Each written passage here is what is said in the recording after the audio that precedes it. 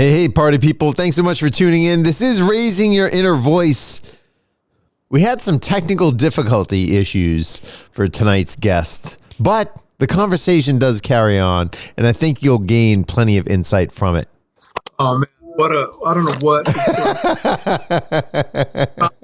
You hear me? Yeah, I got you. All right. Sorry, man. Anyway, let's pick up. Sorry. Yeah. So enjoy the show. It's time to talk with Jay Foss. Thanks so much for calling in. I really appreciate you. You're welcome. I appreciate you too, Jay Foss. The magic happens when you have the right person in the right place at the right time. If we're having fun, everyone else is going to have fun naturally. Keep it local radio. I'm obsessed with transformations on this show. And so I guess that in this case, you are that paradigm shift. You are the thing that transforms people. That's what people call me. Want to connect with Jay? Dial in. But then the question is everyone tuned into the right frequency? Are you tuned in? Making our corner of the world a little brighter. Did you make the right decision here? Like, are you, did you bite off more than you can chew? In figuring out what makes people tick whenever we start something new. Yeah. There's always that question of raising your inner voice. Wait, was this too much? Did I start hiking a mountain that's a little too high for my level of experience? With Jay Foss. It's a quote by Thoreau. The price of anything is the amount of life you exchange for it. Not just another talk show. We cover all things that make us human. It's time to be heard. How can my values and how can these inner thoughts that I have help me be a more whole human being? Online and on air. We can't legislate being a good, decent human being. So what can we do? We can become more active in this community. Raising your inner voice with Jay Foss.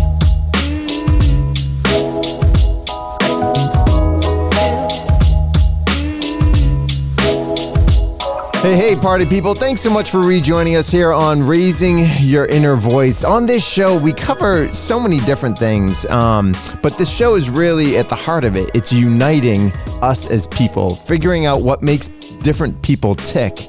And I happen to have a guest on the program. We're going to do a deep dive this evening. And you know that I love talking with different musicians and creators.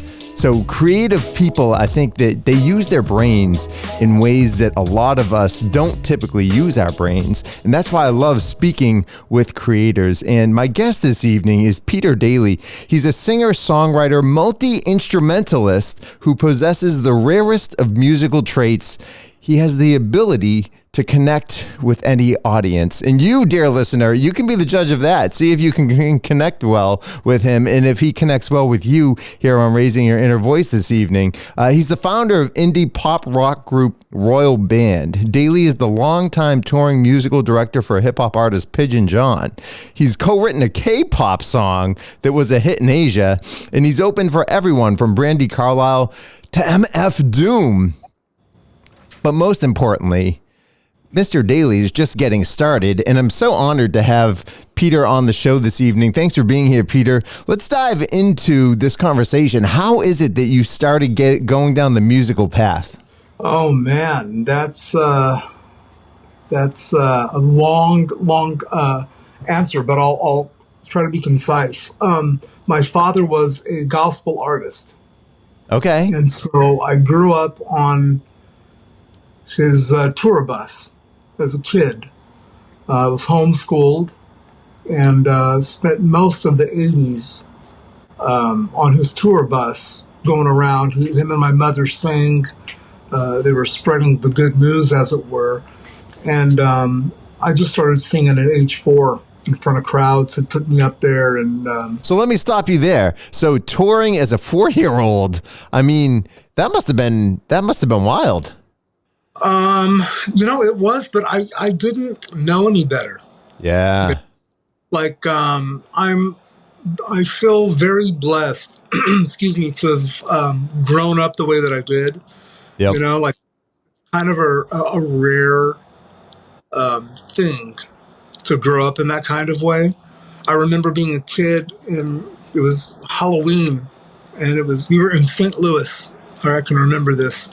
And we parked at a KOA campground downtown St. Louis because my dad was singing at a church, during that time. Okay. And I remember trick-or-treating from RV to tour bus to RV in the KOAs, dressed up as Spider-Man, the classic, as a kid with my little jack-o'-lantern going to so a very odd childhood in that way. Yeah. So my dad was a gospel singer. He was in a gospel group in the 70s What was the name of the group? called the Galileans. He's Latino, so there was a bunch of Hispanic singing groups back in that era in like the 60s and 70s. Matter of fact, the group that he was in. There's a big CCM or contemporary Christian artist named Jackie Velasquez. Her dad was in the group with my dad. That's so cool. Were they mainly, when they were touring, were they mainly performing in churches? Yeah.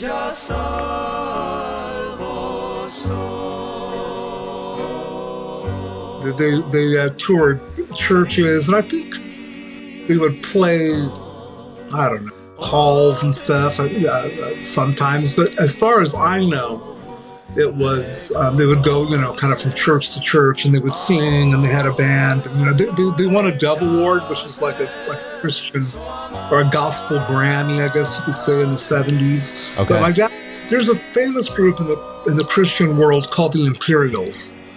And the Imperials backed up Elvis Presley for a time in the 70s. They were his singers.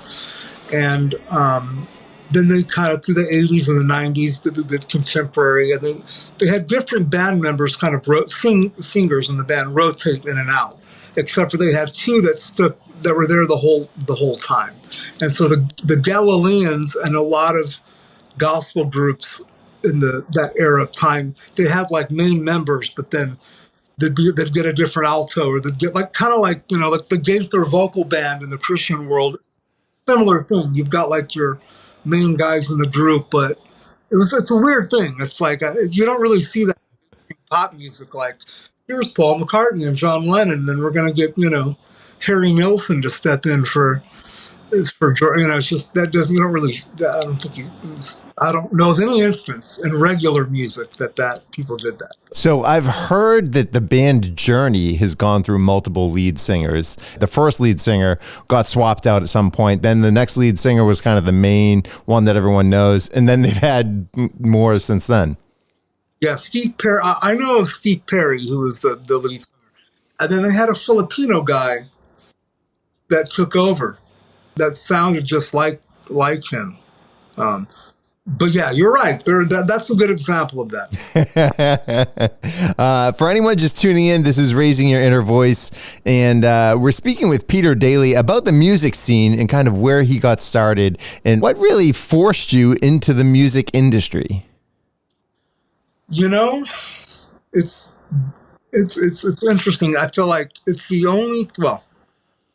one of the only things that I feel like I'm really great at. And I feel like I was almost cursed to do it in a sense, because I grew up singing gospel music. It was a natural thing. I never had stage fright, none of that kind of stuff, just because I started doing it so young. And in 91, my dad settled down from being a gospel singer to become a pastor of a church. And we moved to Denver, Colorado, which was a kind of a culture shock for me, because we're from Dallas. The weather's different. My mother is from Texas.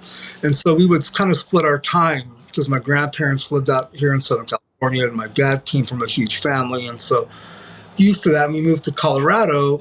And it was there that kind of my musical journey got started. And there was a music store that I would go to buy music, Christian music, right? Mm-hmm. Okay. And so I would go, and there was a blind guy, pianist, that would perform there ever so often, right? You know, you'd go in, and they had like a little cafe, and he'd be playing, covers, and the dude was great, like great piano player. And I don't know, 11 or 12. I was probably 12, 1990 or something like that, 91. And I asked my dad, I would talk to the guy. His name was Brian Earhart, like Amelia Earhart, but Brian. Okay. And he would play, and I remember asking him, hey, could you teach me how to play the piano? Because my mother played piano in church, and she had shown me like the key of C, and like the key of C, kind of like the basic stuff with chords. I wasn't serious, so I didn't really know,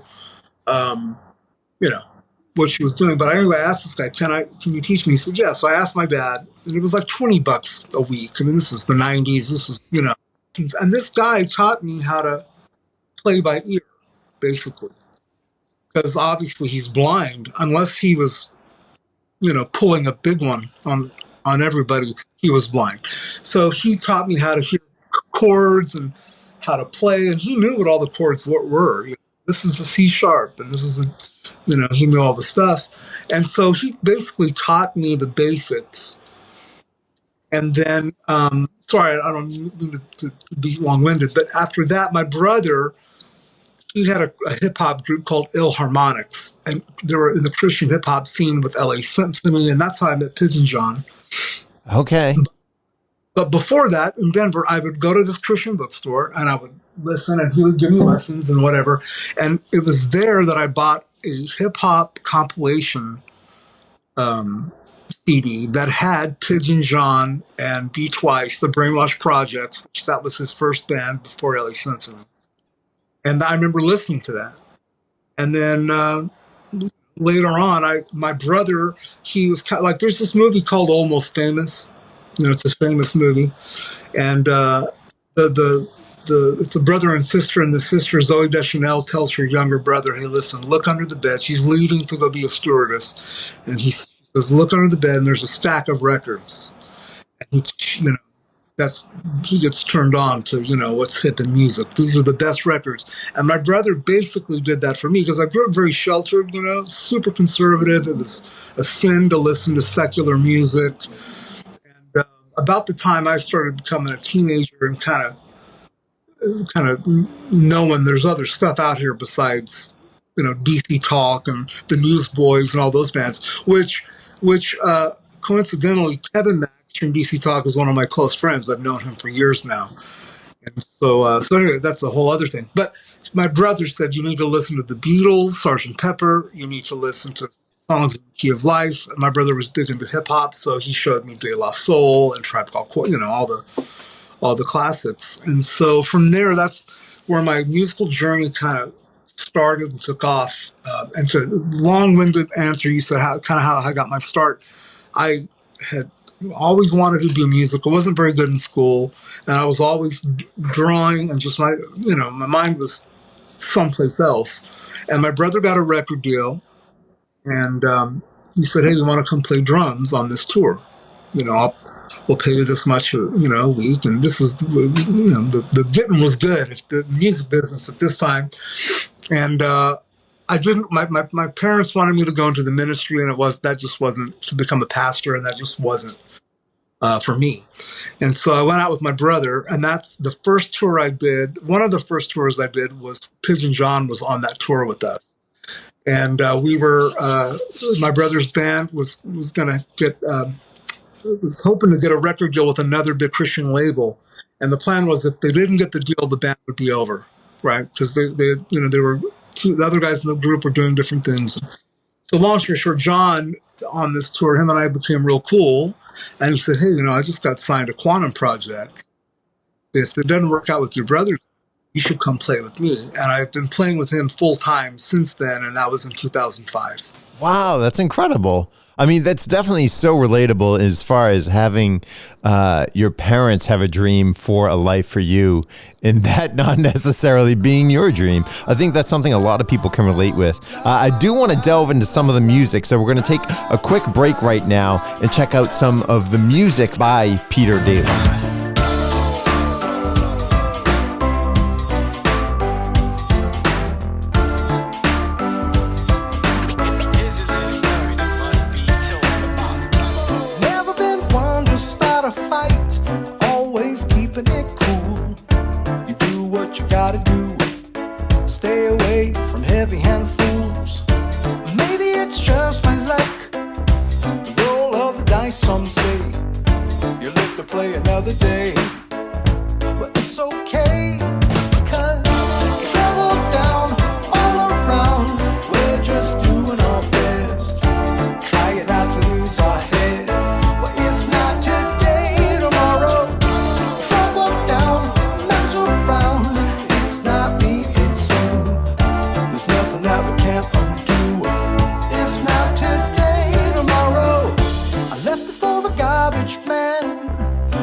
For another man. Well, if you saw, then you'd understand. Don't sink your teeth for the sake of glamour. I wonder why the earth is round, not highbrow enough. But half a tank below, out of luck. It's okay, 'cause travel down all around. We're just doing our best, trying not to lose our head.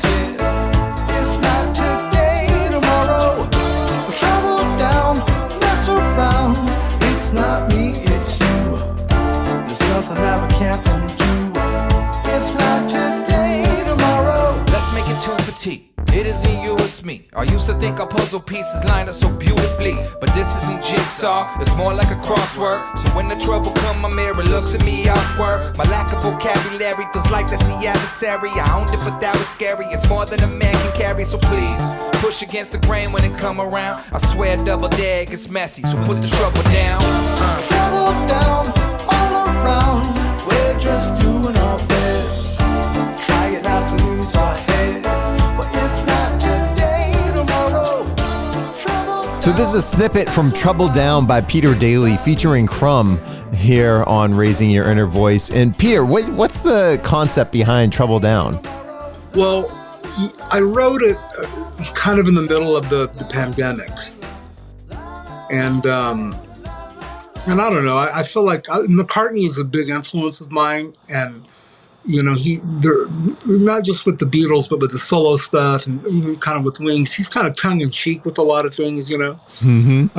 And amongst other artists, excuse me. And so I feel like that's something him being an influence, kind of what I took away from him as an influence on me, on my being a singer-songwriter, is just kind of like, you know, trouble down all around. Hey, we're just doing our best.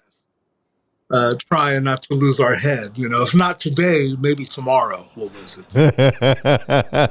Glass half full, cup runneth over, maybe. I don't know. Yeah, that definitely works. Well, and speaking of Mr. McCartney, you worked with Brian Ray on guitar, who is Paul McCartney's guitarist.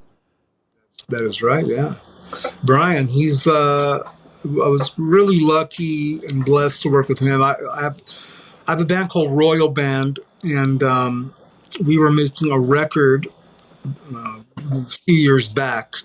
And our producer is a guy called Adam McDougall, who's also a really good friend of mine. And he was in the Black Crowes, the band The Black Crowes, for a while, and started a band. And then Chris Robinson had a group called Chris Robinson Brotherhood, which was after the Black Crowes. And Adam's an amazing piano player and keyboard player. He's played on everybody's records, from Maroon 5 to Joe Cocker. I remember he had a session up at Shangri-La, which is Rick Rubin's studio up in Malibu. And he, when we were making the Royal Band record, and he went up to the session and he came back, and I go, "Hey man, what were you working on up there?" And Adam was like, you know, working on this little ginger kid, you know. And I'm like, oh, yeah, his name is Eddie or something, Ed Sheeran, right? But so when we were making the band, we were trying to figure out who he wanted to play on the record, and what we wanted to do. And he knew Brian. And, played on some. Brian has a band called the Bayonets, and Adam had played a bunch on his records, and they were good friends. And me being a McCartney guy and all that, I was like, oh man, we got to get Brian Ray to play on the record. And we called him up, and he came and he played on a bunch of songs. A song called "Me and You," a bunch of different tunes. Just like the sun that shines so bright, you came along just in time. You make the world a better place. You keep me optimistic by the smile on your face. It's true.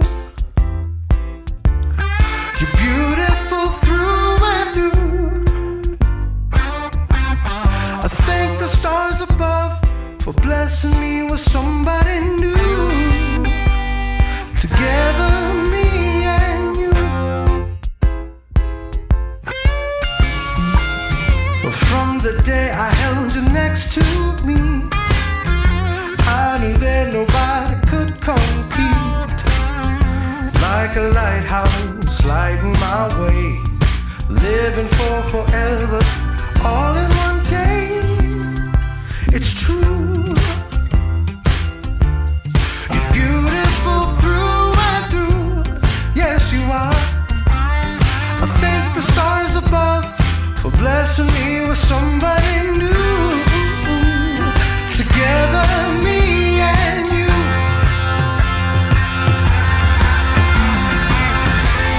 And even when the rain clouds come our way, it's just a minor delay. And when I feel the weight bear down on me, I know it's temporary. So that's definitely a highlight of my career in music, working with someone like that. Brian has played with Paul McCartney longer than Paul played with the Beatles. Wow, that's incredible. Well, and so was this something that, did you visualize this happening first? I'm big on this show of kind of getting into the brain science behind how this is the life that we're living. Like, how is this actual reality that we're living and experiencing? And for you, that's collaborating.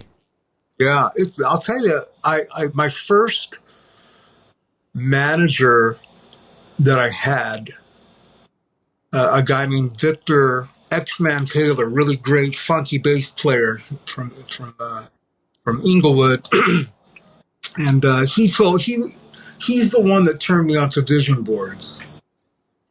And he was like, Peter Daly, you got to have a vision board. What do you want to accomplish? And back then, I would go on the internet and I would print out. I had an HP Hewlett Packard printer, and I'd print out all these images, cut them out, and put them on, like arts and crafts. And I had it in, my parents. It was in my parents' house. They were living out here, and I was on tour with Pigeon John. But I was crashing on couches, and when you're young and you're trying to figure stuff out, right? And I remember I had it in my parents, in the little room that I'd go to my parents when I'd stay there, and I put on there, I wanted to tour the world. I wanted my songs to be on in TV and films, and a bunch of different things. And so, I just was like, I want to do this, and I believed it. Like my dad used to always say, it might as well be you. Someone's gonna do this, so you might as well be you. So all that to say, when music is, the journey that I've been on with music is so interesting. My drummer Darius, who's in the Royal Band with me, and he's been my production partner for years now. I met him on the tour with my first tour with Pigeon John. He was playing drums for Lyrics Born, another rapper that was on the label that John was on, and him and I hit it off. And so, and he knew Adam, who was in the Black Crowes. And so when you just, I can look back and see how all of this, like my brother asking me, hey, do you want to come play drums on our tour? And sure. And that's where I meet Pigeon John. And then I get the gig with Pigeon John. And then I meet Darius, and he was like, hey, he's from the Bay Area. I'm moving to LA. I live in Los Angeles. He's like, I'm moving to LA. Man, we should write some songs. He loved a lot of the same music that I liked, and I was at that time writing songs. And so then we started playing, and then we should start a band. And then years go by, and you play around LA, and then we have a band, and then Adams produces our stuff. And I meet Brian Ray through that, being a big McCartney guy, and and so it's interesting. If you would have told me when I was living in Denver as a little nerdy kid, overweight kid, and just not cool, that I would be living in LA at some point, making records, touring the world, and working with some of the people that I've worked with, I'd have been like, there's just no way. You see, I have a retainer in my mouth. My glasses look like, satellites. You got to be kidding, So it's amazing how things work out. But I really am a true believer. I think sometimes people are just meant to do something. And I don't know why some people are and some people aren't. I don't know. Yeah. But for me, I've always known that music is what... That's awesome. So good to hear. For anyone just tuning in, this is Raising Your Inner Voice. We're speaking with Peter Daly. His music has appeared on TV shows on Netflix, ABC, CBS, NBC, Fox, the CW, and the Travel Channel. And we're talking all about kind of his musical journey that has happened so far. We're going to be back with Peter right after this break. I want to be good. I want to be great. I want to fly higher than yesterday. I want to feel love. I want to feel grace. I want to turn the heavy page and see why I'm here. Make my existence clear. Shake off my doubt and fear. Just want to be me. Want to be free. I want to see all I can see. I want to see Rome, maybe France, experience all of life's romance. Travel the globe, go where nobody goes, then maybe I'll find you. Stay with us as we continue Raising Your Inner Voice with Jay Foss. I'll find you.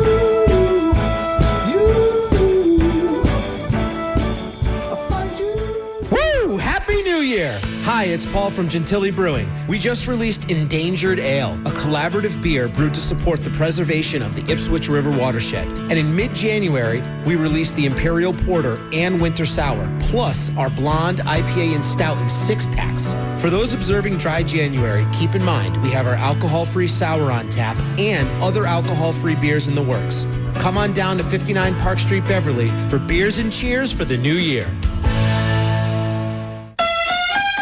Hi folks, this is Gerard Moynihan of Moynihan Lumber. If you're replacing the windows in your home, please see the Anderson 400 series windows on display at any of our 3 locations in North Reading, Beverly, or Plastown, New Hampshire. The Anderson 400 is attractive, durable, energy efficient, and reasonably priced. Remember, Anderson is the most trusted name in windows. See the Anderson 400 at any of our 3 locations. That's North Reading, Beverly, or Plastown, New Hampshire, or at MoynihanLumber.com. Moynihan Lumber, we measure up.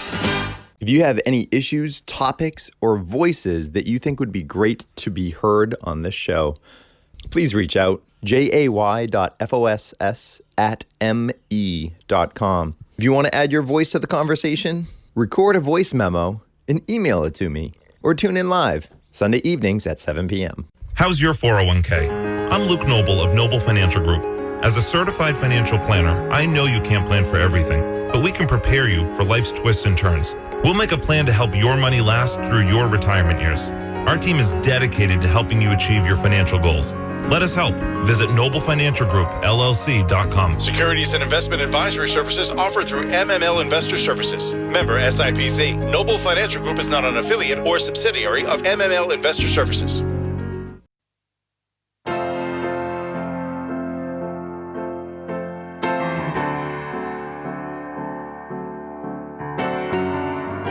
Making our corner of the world a little brighter, online and on air. Raising Your Inner Voice with Jay Foss. One last time we'll say hello. You're the best friend a kid could know. Love each other, that's what he said. Keep believing, don't lose your head. Be yourself and walk the walk. This talk is cheaper than a campaign stop. Watch your tongue, it's a heavy weight. There's a reason for your last mistake, he said. I'll never ever go away. No, no, no. I'll be there in everything that you do. Every step you take. You'll never ever be alone. Just think about what I told you to do. I'm always living through you. And we are back on Raising Your Inner Voice with Jay Foss. And my guest this evening is Peter Daly. I love having the chance to take these liminal times of Sunday evening and delving into what makes us tick as people. What are different experiences that we can learn about ourselves from each other? Because I think that we're all more connected than we necessarily believe and let on. Peter, I wanted to point out that in 2017, you had a car accident that broke your nose, ribs, and right hip. What was that like? Oh man. It was in May, at the end of May. My brother, it was his birthday, I remember. And anyway, I had hopped around to a birthday party and a dinner, and it was kind of hanging out. It was a Friday night, I believe. And I had a studio in not too far from where all of these events were happening in North Hollywood, California. And I left my brother's and was heading to back to my studio to work on some stuff. And I had like an electric car, a hybrid at the time. And sometimes I would have issues with the battery. And this is in 2017, which is not that long ago, but feels a long time ago in terms of how rapid technology is and just how things go. And I had hit on the freeway. Now, this was late at night. There was nobody really out on the road, but something had gotten stuck under the front of my car as I was driving to my studio. So I pulled over and got it out. It was like a piece of, I don't know, someone's bumper or something, just something, like I could hear it dragging. So I, pulled it out, got back into my car. But then at that time, I was having like issues kind of with my battery. I would take it back to the Honda dealership, and they're tweaking little things, during that time. And sometimes I would need to have the people at AAA come and bring a certain machine to reset the computer. I mean, technology, right? As you know from earlier tonight. That's a side inside little thing that Jay and I. So anyway, I did that, called AAA, and then that's all that I remember. I wake up in the hospital, and basically somebody doing 80 miles an hour hit me as I was parked on the shoulder from behind. Oh, my goodness. He hit me so hard that they cut me out of the passenger seat, and I was sitting in the driver's seat of the car. So I shattered my right hip, broke every rib, broke my nose, concussion. It was pretty gnarly, Woke up and was like, what is going on? Like, where are we? And they're like, I remember there was a priest, and it was dark. I was like, am I dreaming? Am I dreaming? What, and I'm like, did you think that I was going to die? Like, why is there a priest hanging out? And they're like, we were in a very, very serious, car accident. And so anyway, so that's what happened at that car accident. So what did that do for you musically? Well, I'll tell you, it an interesting time because right after at that time I was working on a bunch of different projects. I had to get rid of my studio. Whatever I had, saved, I'd spent. And my sister at the time, I forget how old she was, but I believe she was still a teenager. She took care of me. I moved into my mother's apartment,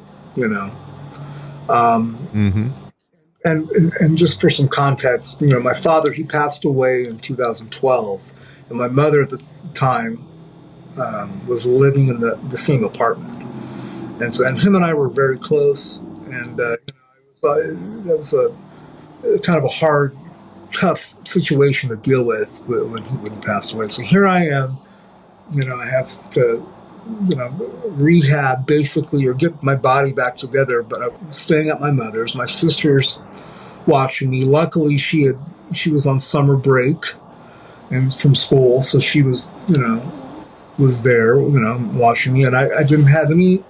There was no communication with my body to my hip, and they were like, at some point you'll get that connection will happen, but until then, you got to pick your hip up. You got to go to, you got to do certain things. I would do, physical therapy. So I just remember laying on my sister's twin bed in her room, my teenage sister. And just, I couldn't go anywhere. I couldn't do anything.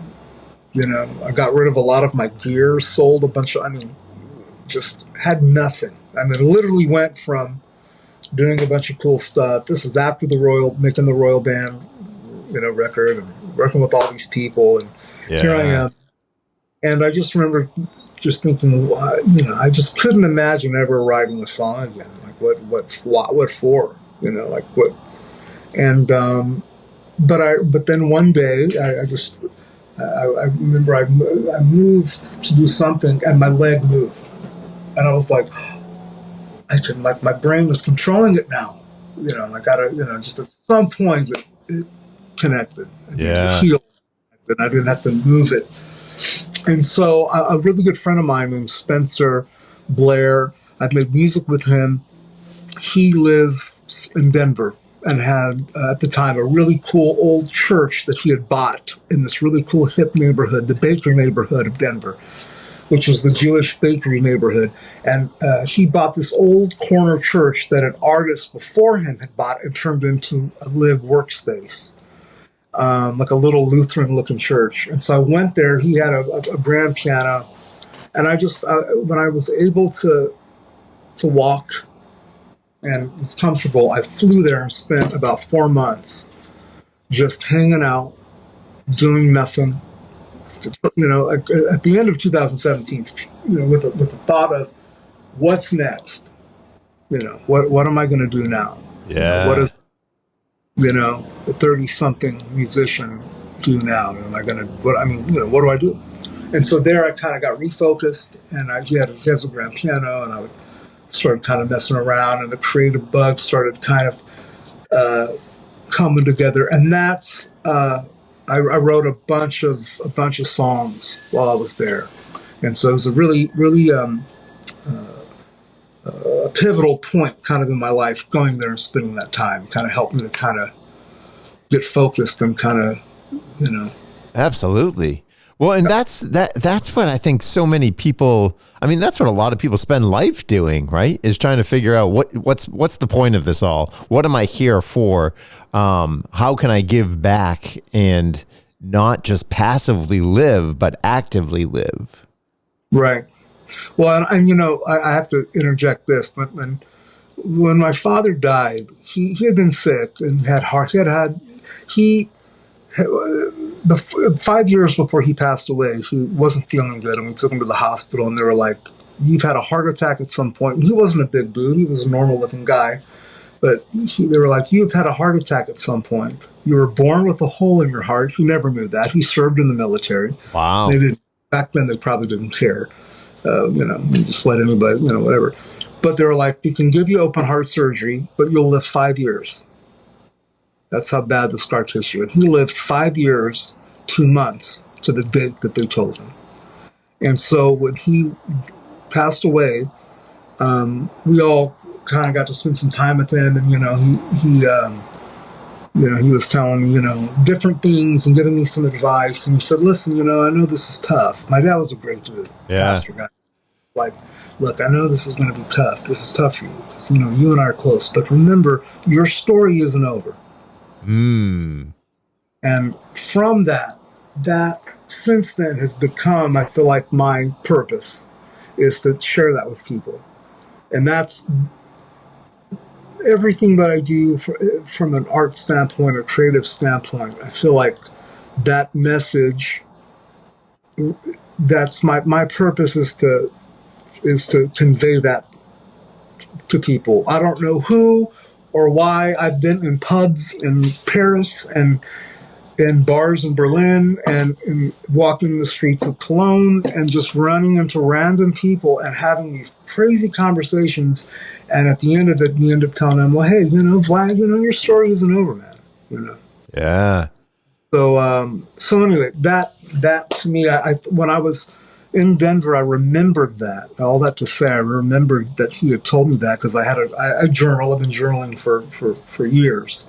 And in my journal, I had written, your story isn't over, and he had, told me that. So I remembered that, and I was like, okay, the story isn't over. There's got to be a reason why I didn't die in that car accident. So yeah. Absolutely. That's very, very inspiring. Thank you for sharing that. I want to get into the track Dangerous Times featuring Pigeon John. We referenced Pigeon John earlier. He's an LA hip-hop artist for those who aren't aware. Nothing good to report. Waiting for the end of the world. What can we do but hold on? There's a lot of good if you see. Preaching to the choir for free. It's not like me to worry. Living in dangerous times. Everybody losing their mind. Everyone but me. Living in dangerous times. Changing in the blink of an eye. Well, hold on for your life.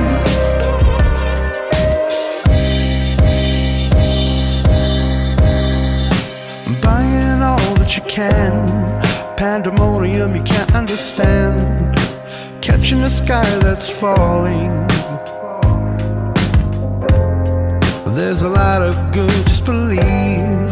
Saving all you got is your dream. You can do better than worry. Living in dangerous times. Everybody straight losing their mind. But everyone but me. Living in dangerous times. Changing in the blink of an eye. Well, hold on for your life. Yeah. Running out of luck, I think I end up in the rut now. Gotta shake the dust off on my shoulder, hear it right now. Walk throughout my town and everything I see is upside down. Mess around and catch the wrong side of a riptide. It's pulling me under now. It feels like I'm gone. Try to drag me down, me and my wheel, but I won't let it hold me no more. Pack my things and walk free out the front door. Let me tell you like before. Living in dangerous times. Everybody straight losing their mind. But everyone but me. How did that song come about, and what is, I mean, I feel like the now is always dangerous times. Well, I'll tell you, Dangerous Times, I wrote that kind of around the time of the George Floyd incident. Okay. I was living downtown, LA. Yep. And at the time, and he that whole thing happened with George Floyd. And downtown, there's the city hall and all that's there, and there were people protesting, peaceful protesting. Let me say, there were people that were peacefully protesting what happened to George Floyd, and a lot of the injustice that was happening with police and people of color. There was a lot of crazy stuff at that time, I feel like, happening, like there was during that time. But when those people left, I don't know who these people were that came into downtown, but they rioted and destroyed downtown. I mean, I remember watching from, and this is during the, now at this point we're in lockdown and it's the pandemic, and and I remember looking. I had my girlfriend and I lived on 8th and Broadway, and they were building the new Apple store right across the street from us at the time. Now it's open, but they were putting it together. And I remember looking out at a balcony. We got a big balcony. I remember looking out, and there were people in trucks with machine guns and thousands of people just coming down the street, police in riot gear. I mean, there was a security guard, it's like a young kid basically hired to watch the Apple store, make sure nobody went in and out. They flipped his car over, and I remember hearing them saying, "Please, I'm just working a job," Yeah. And it's like, man, watching all this violence and us locking the door. I mean, it was wild. And so that's where Dangerous Times literally comes from. I remember just watching all that and thinking, the hook of that song is "We're living in dangerous times." And I remember looking out, and like my girlfriend was afraid. We had the blinds because we were in a big high-rise old bank building, a former bank building that had been turned into, apartments. But we were on the second floor. Okay. And so, she was like, I don't want anyone to see us because we didn't know, are they going to break in and are they going to come and try to get everyone? I mean, we didn't know. But I just remember looking through and telling her, man, we're living in dangerous times, So that's where that song came about. And me and John, I've known John, and I've played on his records. And I've played music with John the longest of anybody in my life. Okay. It's just how it's worked out, like touring with him and whatever. And so I thought, man, this would be great. This would be cool to do with John, because we had always talked about doing a song together, but it just time and just the right time had just never really happened. And so I sent him, I go, hey man, I got this tune. If you dig it, let's do it. And we did it, and there it is, Nice. Oh, that's so good.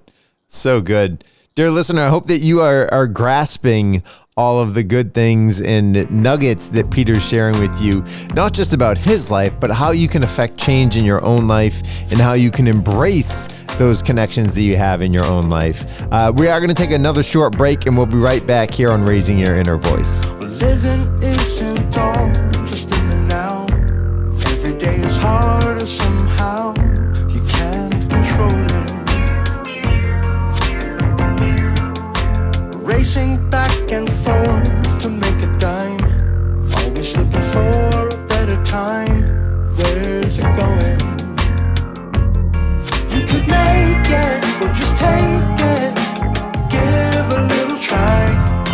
You could make it, don't mistake it. Now's no better time. You could make it, or just take it. Give a little try. You could make it, don't mistake it. Now's no better time. Man, sleepless nights stemming from days I couldn't eat. Steady on the grind, steady running from defeat.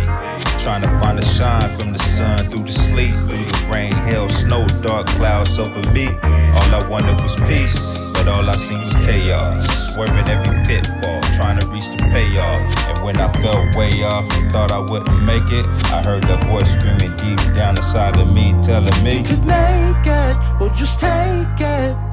Give a little try.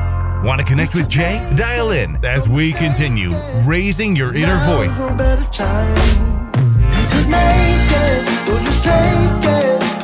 Give a little try. Are you worried about the stock market, your 401k, or rising costs? Hi, I'm Luke Noble of Noble Financial Group. As a certified financial planner, I know you can't plan for everything, but our dedicated team of professionals can better prepare you so your money lasts as long as you do. Let us help. Visit NobleFinancialGroupLLC.com. Securities and investment advisory services offered through MML Investor Services. Member SIPC. Noble Financial Group is not an affiliate or subsidiary of MML Investor Services. Trying to eliminate gluten from your diet but still love beer? Paul from Gentilly Brewing here. Most of the beer we make is gluten reduced, so give us a try. Know someone who is sensitive to gluten but would love to join you for a beer sometime? We have Mug Club members and staff that are gluten sensitive that enjoy our beer on the regular. Even friends of ours who are diagnosed with celiac love when we visit because they know they can enjoy beer again. Come on down to 59 Park Street in Beverly and join us for a beer sometime. If you see a blue GR on the menu, you'll know that's the beer for you. GentillyBrewing.com. What does living a better life mean? And what's your process in figuring that out? If you want to join in the conversation live, tune in Sunday evenings at 7 p.m. Eastern. If you want to gather your thoughts first, record a voice memo and email it to jay.foss@me.com because I would love to have your voice in this conversation. If you think someone else might need a conversation like this one, then let them know to get involved. Hi, folks. This is Gerard Moynihan of Moynihan Lumber. Professional builders choose Andersen Windows because they are the #1 trusted and recommended window and door brand in the United States. Andersen Windows and patio doors offer beautiful natural wood interiors, low maintenance exteriors, and outstanding energy efficiency. See the complete line of Andersen Windows on display at Moynihan Lumber in Beverly, North Reading, and Plastown, New Hampshire, or visit us at MoynihanLumber.com. Moynihan Lumber, we measure up. Not just another talk show. It's time to be heard. Online and on air. Raising your inner voice with Jay Foss. Nothing's changed. Whoa. It never will. I'm far too gone, yeah. Pray to God, but nothing's changed. Well, I'm okay. You're not the same. Cool's just fine. Hang around, you'll see that nothing's changed. Well, I'm real good at learning the hard way. Oh, the best way. You're too good at breathing for Monday. Oh, for God's sake. On Raising Your Inner Voice, my guest this evening is Peter Daly, and this is a song from his band, Royal Band. Title of the song is Nothing's Changed. Peter, where did this come about? This would be, I moved from downtown to the valley of Los Angeles, a place I swore that I would never live. Just because, I was never a big suburban kind of guy, Okay. But I, was fortunate enough to get a place out here. And so anyway, got a place out here, and Donald Trump had just got elected president. It was around that time, the first time. And, there's all kind of crazy stuff going on and, whatever. And I just came up, with that tune, Nothing's Changed. It's kind of like a depressing, I've kind of been known to write songs at times in my life where it's kind of happy, kind of, Beatle-y chords, but I'm talking about stuff that's maybe not so, the lyrics don't match the enthusiasm or joyfulness of the music, the melody. And so with this one, it's not the case musically, but I just was kind of like self-deprecating and just. I remember telling my girlfriend, hey, nothing's changed. It never will. You can pray to God. I pray to God, but guess what? Nothing's changed. And so I just kind of had this kind of a glim view of what's happening in the world, and so that's kind of where Nothing's Changed came from.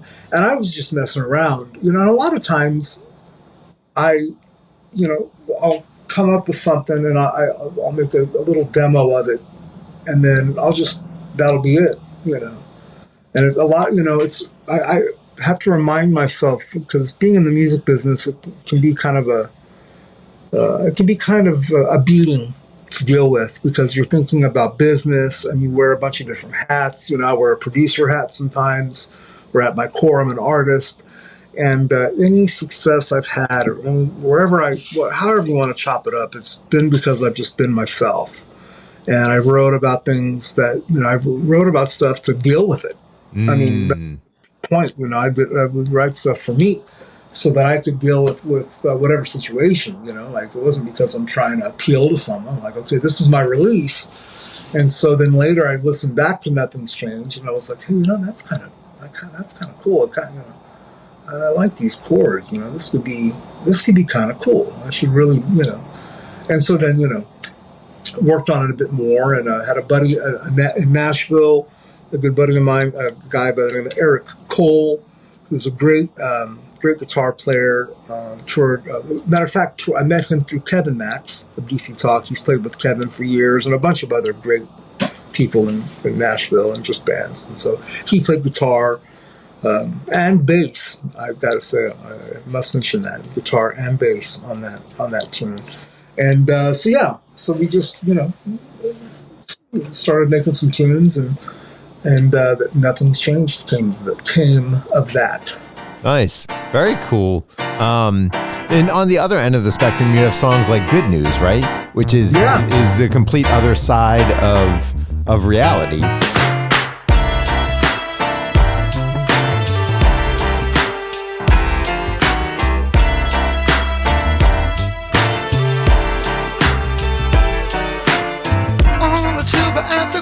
Store, at the park with your favorite Labrador, pumping gas up on Sherman Way, on a flight headed for DIA. Everywhere you look, it's there, on the couch sitting in your underwear. You can't believe it's true. I call it good news. I call it good news.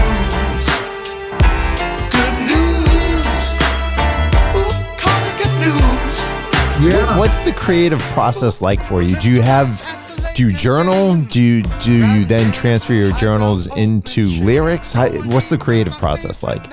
I typically don't like to go into my journal after I've written stuff. Like, I'll go into a journal when I've filled it up. I'll go through just to kind of see, like, what just to remember.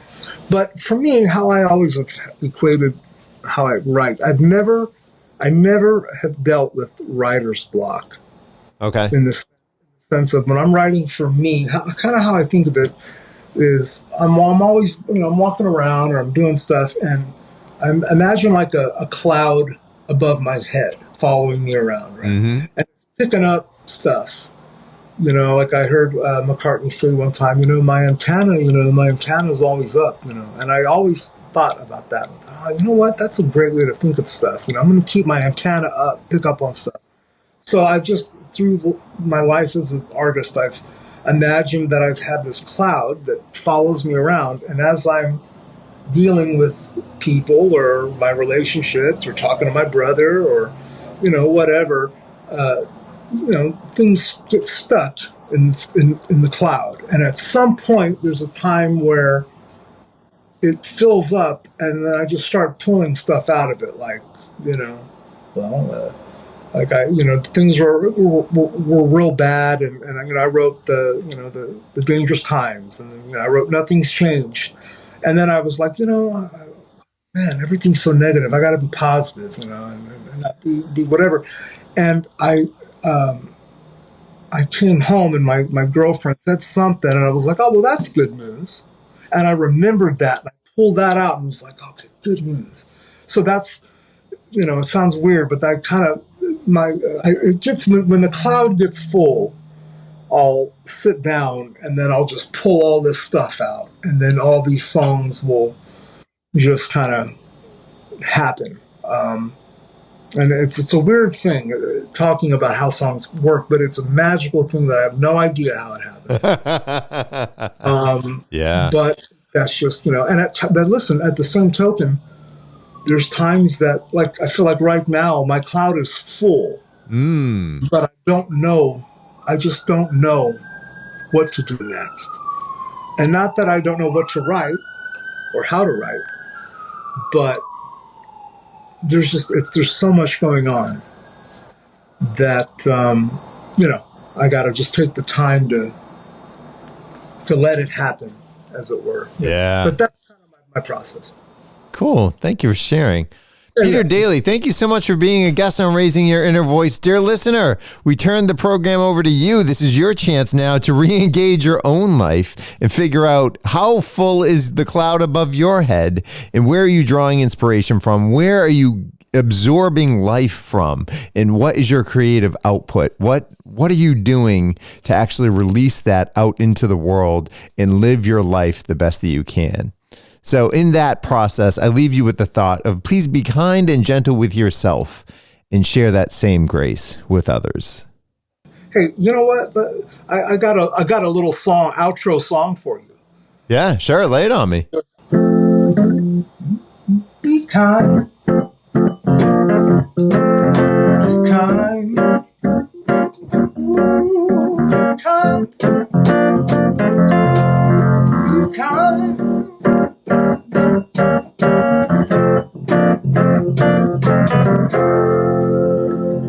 Be kind. If you're enjoying this podcast, please help spread the word about raising your inner voice. Join the conversation live. Email jay.foss@me.com to suggest ideas to explore. Also share this podcast with your friends. Let those who need conversations like this have a chance to check it out. Then let them know to get involved.